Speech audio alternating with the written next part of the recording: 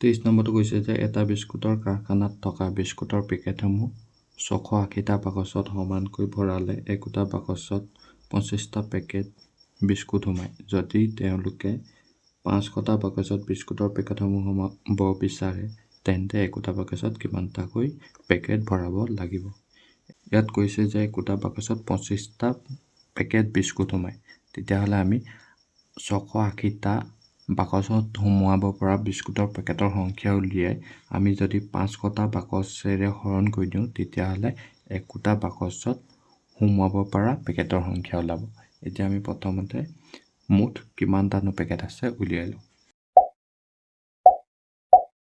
এতিয়া আমি ইয়াত লিখি ল'ম যে আমাক প্ৰশ্নটোত কৈছে যে প্ৰতিটো বাকচত মুঠ বিস্কুট সোমায় 25 পেকেট। এতিয়া যিহেতু 680টা বাকচ আছে তেতিয়াহ'লে এতেকে 680টা বাকচত মুঠ বিস্কুট সোমাব।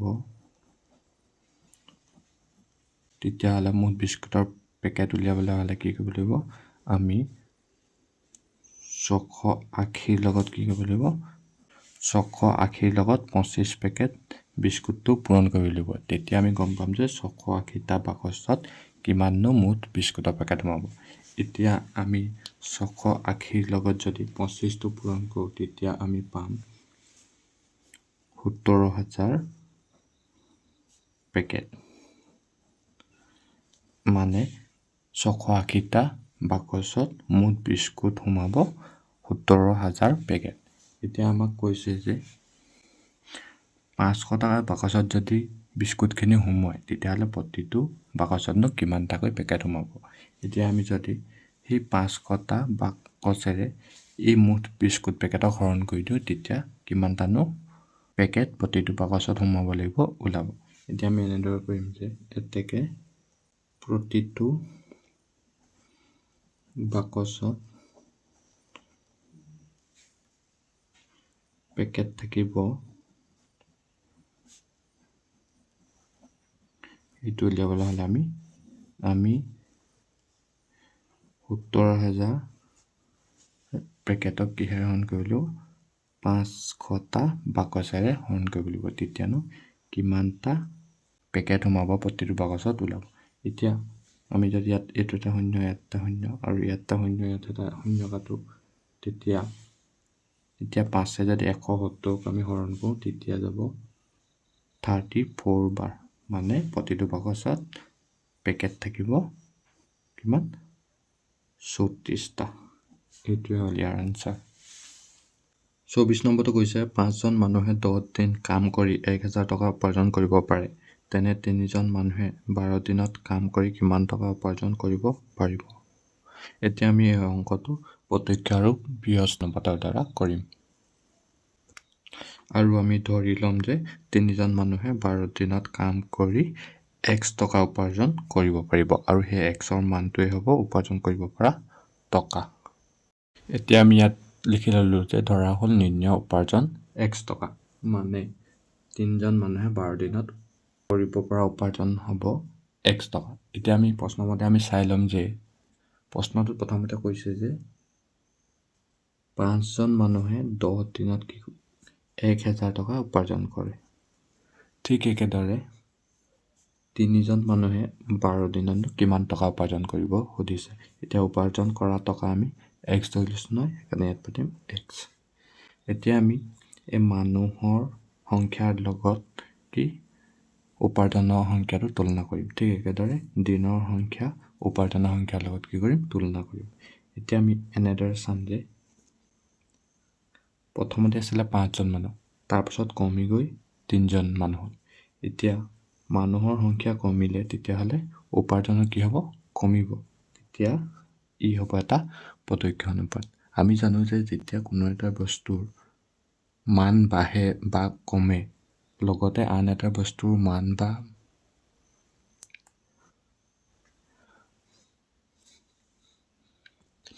আমি জানো যে যেতিয়া এটা ৰাশিৰ মান বাঢ়িলে আনটো ৰাশিৰ মানো একে অনুপাততে বাঢ়ে, বা যেতিয়া এটা ৰাশিৰ মান কমে আনটো মানো একে অনুপাততে কমে, তাক কি কয়, প্ৰত্যক্ষ অনুপাত কয়। লগতে যেতিয়া কোনো এটা ৰাশিৰ মান বাঢ়ে তেতিয়া যদি আনটো ৰাশি মান কমে তেতিয়া তাক কয় ব্যস্ত অনুপাত। ঠিক একেদৰে আমি ইয়াত দেখিছোঁ যে প্ৰথমতে দেখিছোঁ যে মানুহৰ সংখ্যা কমিছে, তেতিয়াহ'লে উপাৰ্জনৰ সংখ্যাও কমিব। তেতিয়া দুইটা কমিলে হৈছে নাই, সেইকাৰণে এইটো হ'ব প্ৰত্যক্ষ অনুপাত। এতিয়া এনেদৰে লিখিম যে মানুহ কমিলে উপাৰ্জন কমিব, আৰু এইটো হ'ব প্ৰত্যক্ষ সমানুপাত।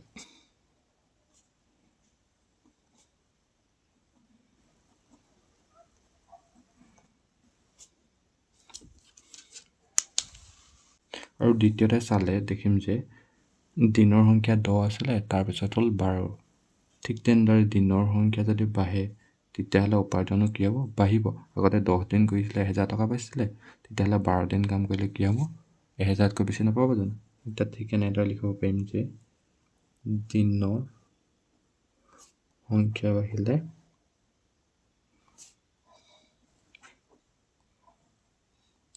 উপাৰ্জন বাঢ়িব।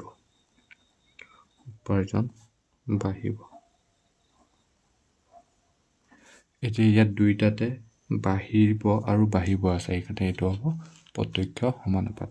ইয়াত লিখিম প্ৰত্যক্ষ সমানুপাত।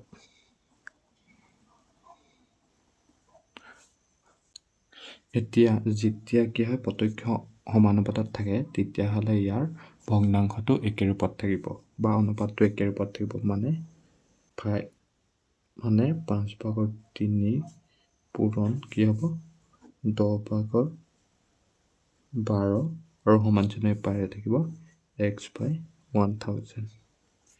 এতিয়া আমি ইয়াক কটাকটি কৰিম। এতিয়া আমি প্ৰথমতে ইয়াৰ পূৰণফলবোৰ উলিয়াই লওঁ। এতিয়া পূৰণফল উলিয়ালে 5 দুগুণ হ'ব 50 আৰু 3 36 সমান চিহ্নৰ ইপাৰে আছে x/1000। এতিয়া আমি ইয়াৰ মানবোৰ ক্ৰছ কৰি পূৰণ কৰিম। 50x লগত পূৰণ কৰিলে হ'ব 50x সমান 36 1000 লগত পূৰণ কৰিলে হ'ব 36000। এতিয়া আমি xৰ মানটো ইয়াতে থৈ দিম আৰু 50টো ইফালে গ'লে 36000 হৰণ কৰিব। এতিয়া যদি আমি ইয়াত কটাকটি কৰোঁ তেতিয়া দেখিম যে ইয়াত এটা শূন্য যাব, ইয়াত এটা শূন্য যাব, আৰু 5 যদি 36ক হৰণ কৰোঁ তেতিয়া যাব 5×8 = 35, 5 দুগুণ 10 আৰু শূন্যটো ওপৰলৈ যাব, মানে 720 বাৰ যাব। এতেকে x সমান হ'ব 720। এতিয়া আমি যিহেতু নিৰ্ণয় উপাৰ্জন x টকা ধৰি ল'লোঁ আৰু xৰ মানটো 720 পালোঁ, তেতিয়া আমি ক'ব পাৰিম যে এতেকে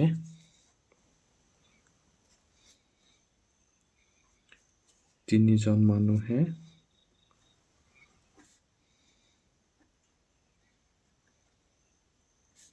12 দিনত 720 টকা উপাৰ্জন কৰিব।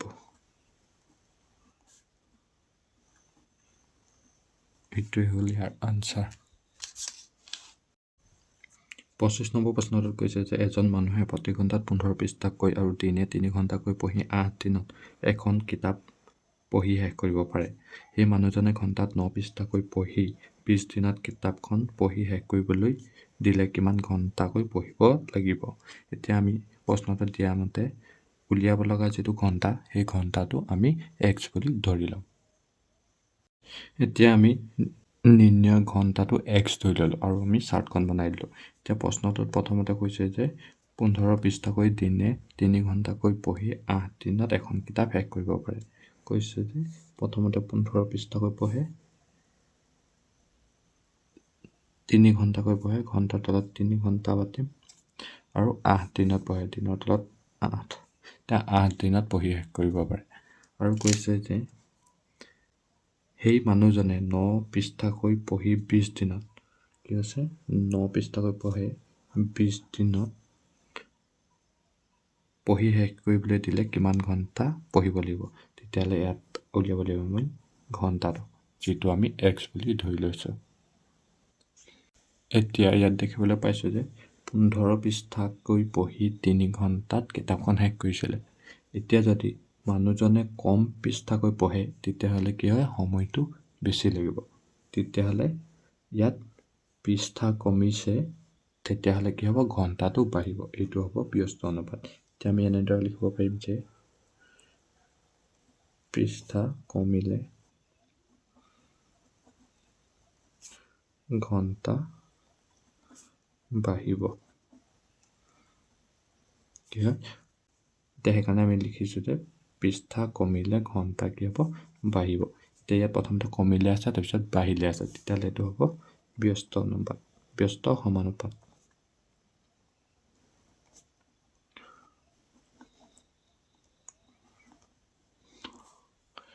আৰু ইয়াত দেখিছোঁ যে কি হয়, দিন বাঢ়িছে, তেতিয়াহ'লে ঘণ্টা বাঢ়িব নে কমিব? এতিয়া চোৱা, প্ৰথমতে 8 দিন আছিলে, 8 দিনত 3 ঘণ্টাকৈ পঢ়ি কিতাপখন শেষ কৰিছিলে। যিহেতু দিনটো বাঢ়ি গৈছে, তেতিয়াহ'লে কি হ'ব, ঘণ্টাৰ সংখ্যা কমিব। মানে যদি 8 দিনত 3 ঘণ্টাকৈ পঢ়ি কিতাপখন শেষ কৰে, তেতিয়াহ'লে দিনটো বেছি লৈছে নহয়, তেতিয়াহ'লে ঘণ্টাটো কি কৰিব লাগিব, কমাই দিলেও কিতাপখন পঢ়ি শেষ কৰিব পাৰিব। মানে দিন বাঢ়িলে কি হ'ব, ঘণ্টাটো কমিব। এতিয়া এনেদৰে লিখিব পাৰিম যে দিন বাঢ়িলে ঘণ্টা কমিব। এতিয়া ইয়াত প্ৰথমতে বাঢ়িলে আছিলে, ইয়াত হ'ল কমিব। বাঢ়িলে কমিব হ'লে ব্যস্ত অনুপাত, বা বাঢ়িলে কমিলে হ'ব ব্যস্ত সমানুপাত।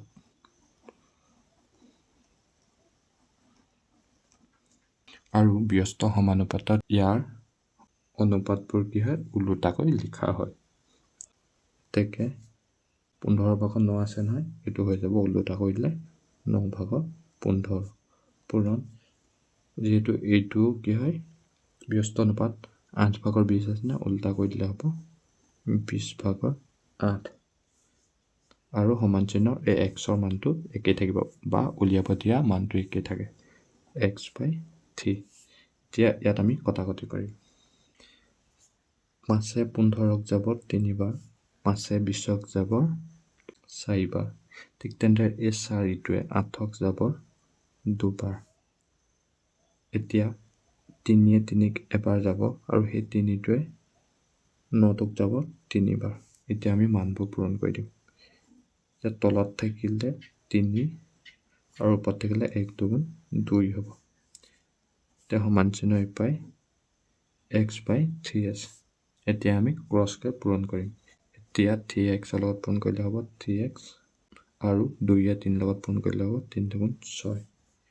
এতিয়া xটো ইয়াত থৈ যাম, 3টো ইফালে লৈ গ'লে 6টোক 3-এ হৰণ কৰিব। x সমান যাব 2, মানে 3-এ 6ক হৰণ কৰিলে 2বাৰ যাব। এতিয়া আমি এনেদৰে লিখিব পাৰিম যে নিৰ্ণয় ঘণ্টা x সমান কি হয়, 2। এতিয়া লিখিব পাৰিম যে গতিকে নিৰ্ণয়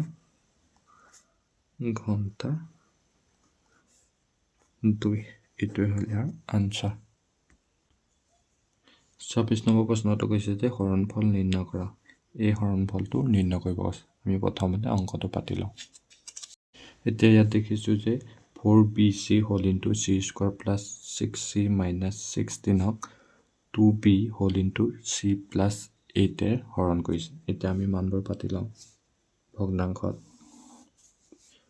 যাক হৰণ কৰিছে সি সদায় লগত বহে, যিটো আছে 4bc whole into c square plus 6c minus 16।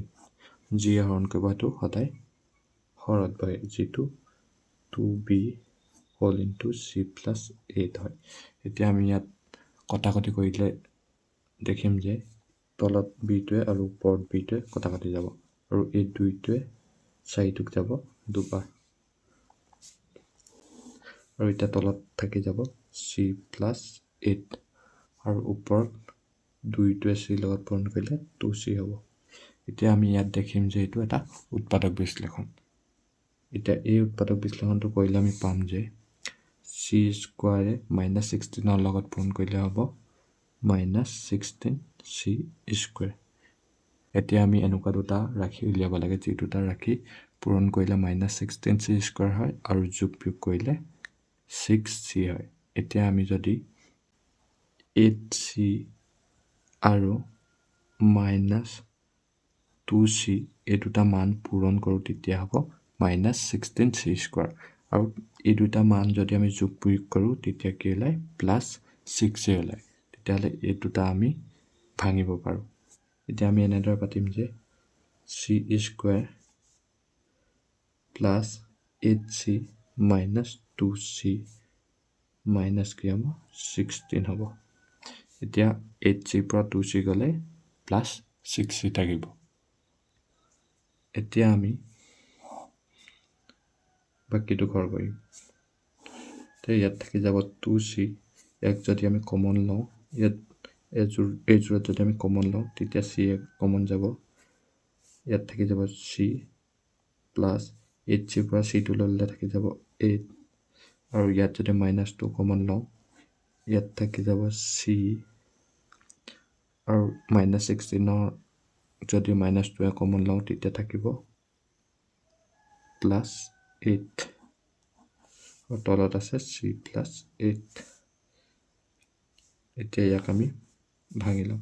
ইয়াত 2c থাকিব, এই দুটাৰ c + 8টো কমন ল'লে হ'ব c + 8, আৰু বাকীটো থাকি যাব c - 2, আৰু তলত আছে c + 8। এতিয়া তলৰ c + 8 আৰু ওপৰৰ c + 8 কটাকটি যাব। এতিয়া ওপৰত থাকি যাব 2c × c - 2। এইটোৱে হ'ব ইয়াৰ আনচাৰ। বা ইয়াক এনেদৰে লিখিব পাৰোঁ যে এইকেইটা পূৰণ কৰি 2c লগত c পূৰণ কৰিলে হ'ব 2c স্কোৱাৰ, আৰু 2c লগত -2 পূৰণ কৰিলে হ'ব -4c। এইটোৱে হ'ল ইয়াৰ আনচাৰ।